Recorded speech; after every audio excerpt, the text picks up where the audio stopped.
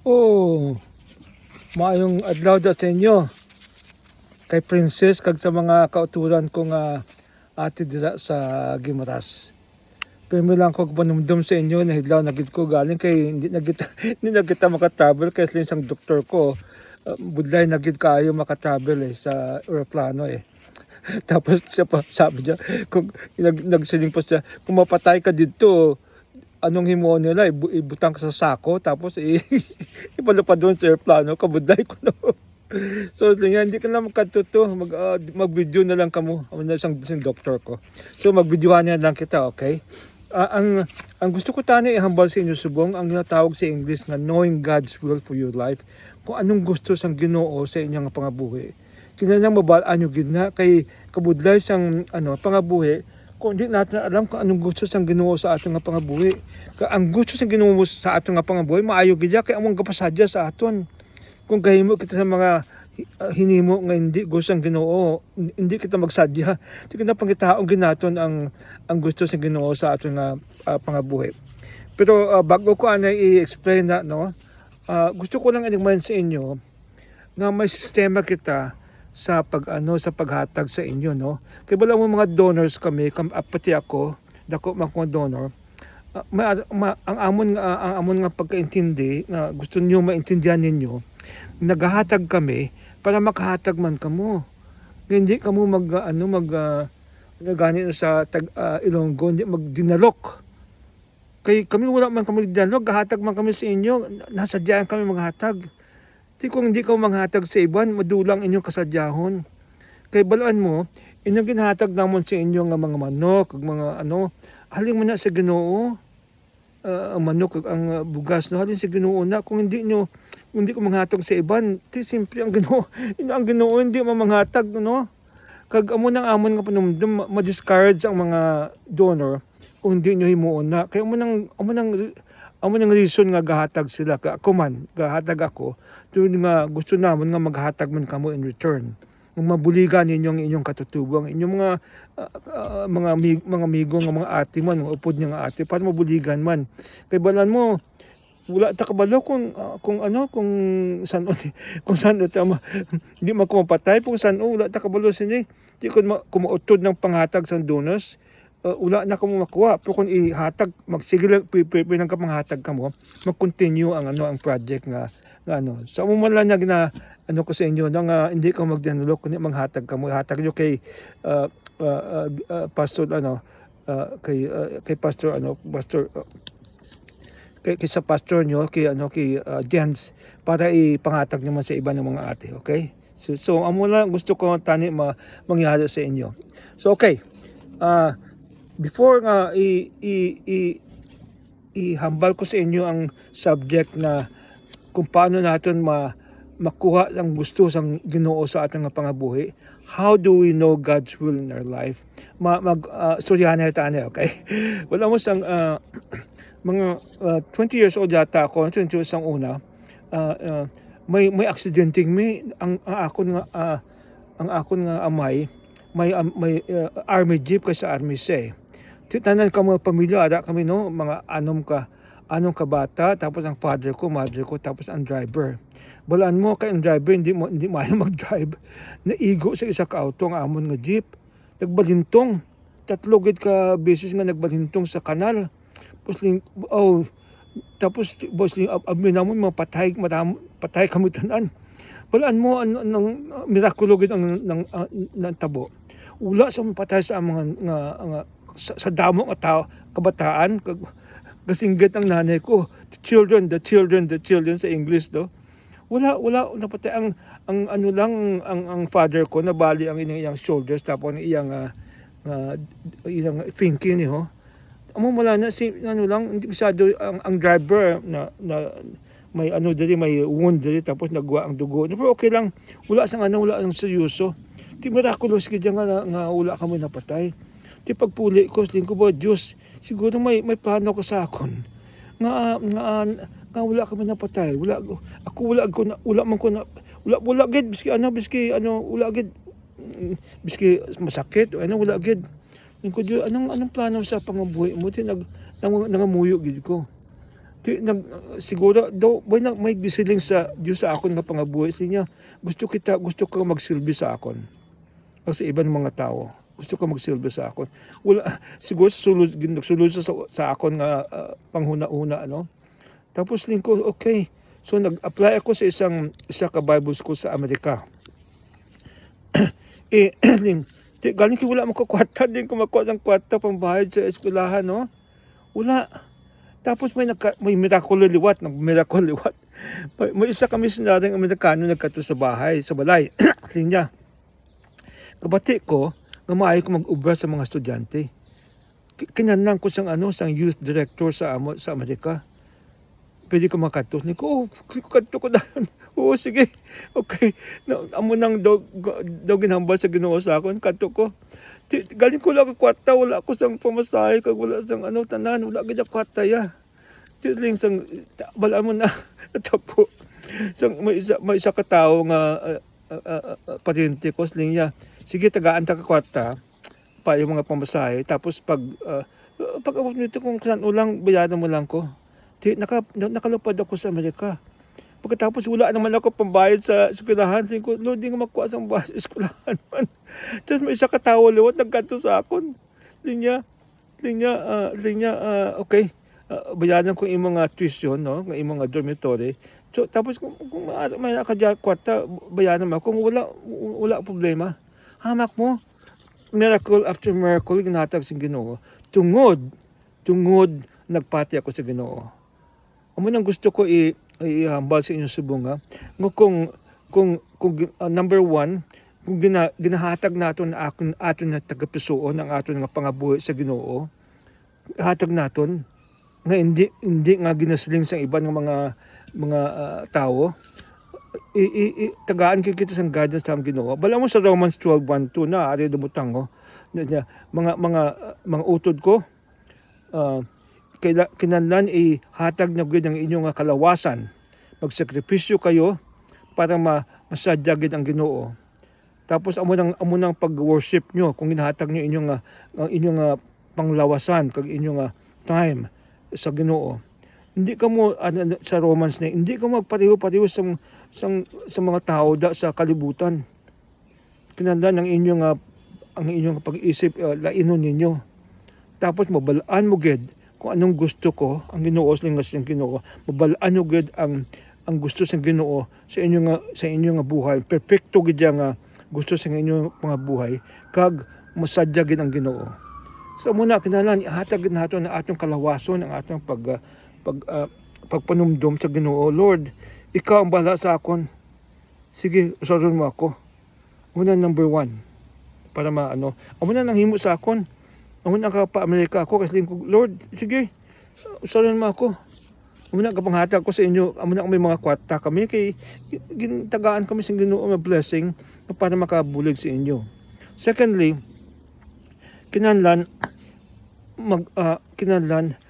ang direksyon sang Ginoo sundon gid nato, hindi sang ginasiling sa ibang mga tao. Gusto may mga tao galing sa ako, hindi ay nako kinahanglan magpamanggaranon ka, kinahanglan magsubong sila, kinahanglan mangawat ka, magganon sila no. Pero hindi kinahanglan pangitaon tagid ang direksyon sang Ginoo sa aton nga pangabuhi.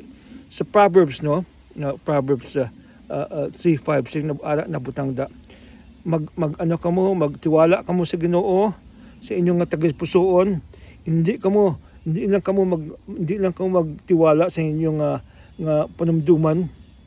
Ang Ginoo gid panawalaan ninyo nga mahatag sa inyo sa direksyon. Tapos ang Ginoo ang himuon niya ang inyong pagkadto sa ang dalan ninyo hindi maliko pakadto gid sa gusto sa Ginoo sa inyong buhay. So amo nang number 2, kinahanglan magdepend gid kita sa Ginoo, hindi sa ibang mga tao nga kung hindi sang kagustuhan kag ang kaalaman sa ibang nga tao. Kaya ang Ginoo mas maalam pa sa aton. Alam balaan niya kung diin kita makadto. Number 3, kinahanglan mga muyo gid kita ya nga Ginoo, di ko kabalo din ako makadto. Anong himuon ko subong? Tudluan mo ako.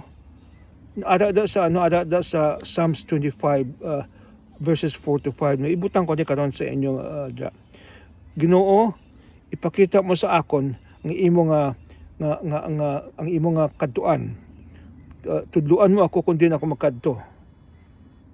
Ginoo, tudluan mo ako, tapos ipakita mo gid sa akon ang gusto mo sa akon nga ang gusto mo sa akon nga pangabuhi. Ipakita mo gid nga klarado ang gusto mo sa akon pangabuhi. Amo nang siling sa Psalm 25 verses 4 to 5.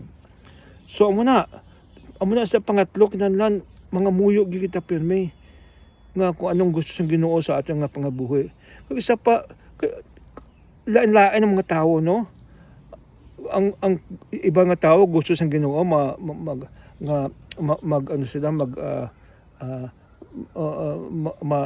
matudlo sila.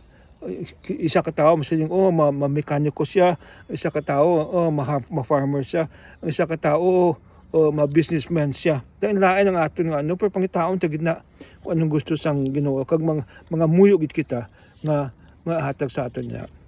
Ang pang-apat kinahanglan mamatyag kita kung anong gatabo sa aton nga pangabuhi base may ginasiling ang Ginoo sa aton. Base may mga something mag-happen sa aton nga gambal ang Ginoo sa aton.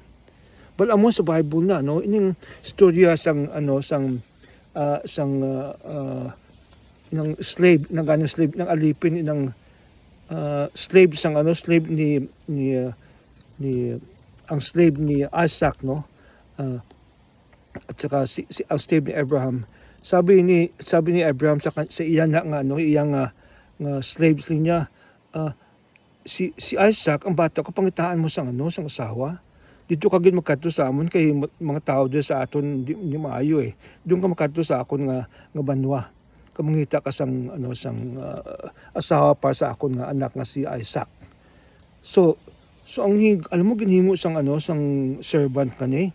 Ginhimo niya kasi hindi niya mabalaan kung di ni kwaon ng babae ngani. Balaan mo kung magkadto ka sa magtabol na sila sa isa ka banwa. Hindi lang isa ka camel ha. Kisa tagpulo ka camel kay wala auto mo. Titandaan ng ilang pagkaon ada sa mga camel kadamo nga tao basit dala pulo ka tao ang dala niya. Kanya Ginoo, ang unang nga babae nga maghatag sa akon sang tubig, amo na ang maging asawa sang akon nga master nga si Isaac. Ti nangyari gid sa Rebecca. Linya sa isa ka babae. Buligan mo ako sa pagtubig. Si Rebecca, okay, sige buligan ta ka.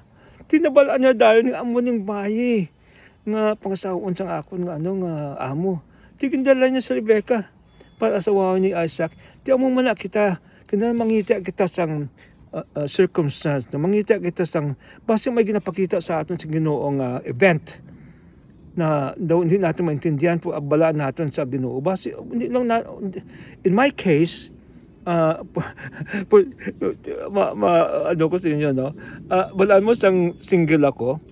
Pero lang wala gid tanang nobya ko nag-break sa ako no naman kadlaw ko katling ko naga-banyos mo ko kada adlaw nagapaligo man ko nga naman nga wala gid sang may gusto sa ako gusto tapos ga break sila no tapos lingko Ginoo okay tagaan pakita mo sa akon kung sinong babae nga no ang para sa akon kang unang nga babae nga makadto sa akon nga gusto magpangamigo sa akon gusto mag-upod ka gusto magtrabaho ng upod ko amo na siya hamak mo nagapungko ako sa isa ka sa simbahan namon may nag-apod nga gwapa nga blonde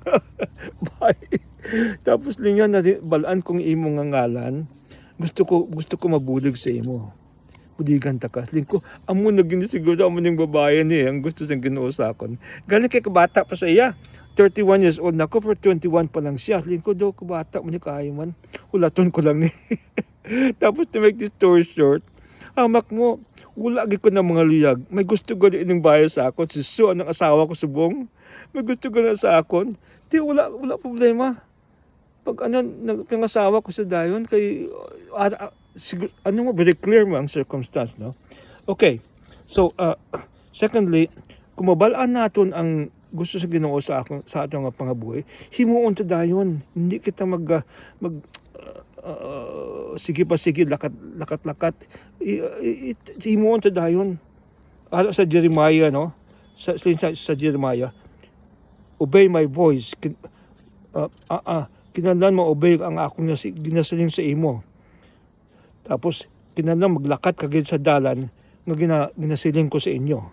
Sining sa Ginoo, mamatigid kamo sa akon. Kaya hatag ko sa inyo ang gusto ko sa pangabuhi ninyo.